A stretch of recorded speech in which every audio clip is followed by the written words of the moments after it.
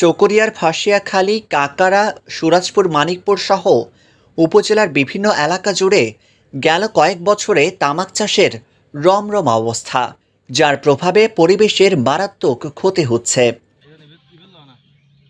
এই অবস্থায় এসব এলাকার কৃষকদের সচেতন করতে কাজ করছে বেসরকারি উন্নয়ন সংস্থা ইপসা। তাদের পরামর্শে এলাকার কৃষকেরা এখন তামাক ছেড়ে শাকসবজি ও মৌসুমি ফল চাষ করছেন। আমি আগে তামাক চাষ করতাম, ইপসার পরামর্শে সহযোগিতায় আমি ব্লু কফি, সাদা হলুদ কফি, সাদা কফি অথবা রঙিন কফি চাষ করে অনেক টাকা উপার্জন করেছি।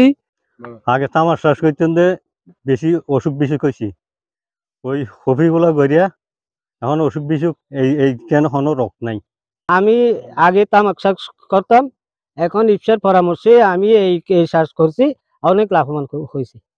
উপজেলার ফাঁসিয়াখালী ইউনিয়নে পিকেএসএফ এর সমন্বিত কৃষি ইউনিটভুক্ত তামাক চাষ নিয়ন্ত্রণে বিকল্প ফসল উৎপাদন ও বহুমুখী আয়ের উৎস সৃষ্টি প্রকল্পের আওতায় উচ্চমূল্যের ফসল উৎপাদনে সফলতা নিয়ে মাঠ দিবস অনুষ্ঠিত হয়। তাতে প্রধান অতিথি হিসেবে উপস্থিত হয়ে উপজেলা কৃষি কর্মকর্তা জানায়, সবার আপ্রাণ চেষ্টায় প্রান্তিক কৃষকেরা এখন আস্তে আস্তে তামাক চাষ থেকে সরে আসছে। ব্রোকলি, তাহলে আপনার আর ভিটামিনের ট্যাবলেট কিনে খেতে হবে না। তাহলে এই ব্রোকলি খুবই দামও খুব ভালো। এগুলো মনে করেন ঢাকার বাজারে, চিটাগাঙ্গের বাজারে অনেক দাম, এগুলো 200, 250, 100, 150 টাকা করে কেজি। এগুলো চাষের আবাদ বৃদ্ধি করতে হবে।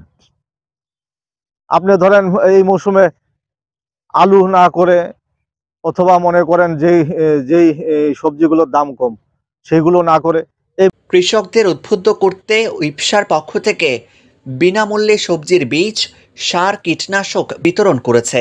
প্রান্তিক কৃষকেরা তামাক চাষ ছেড়ে প্রকৃতি এবং পরিবেশ রক্ষায় জীবন রক্ষাকারী ফসল চাষ বাড়াবে, এই প্রত্যাশা সংশ্লিষ্টদের। News desk, TTN।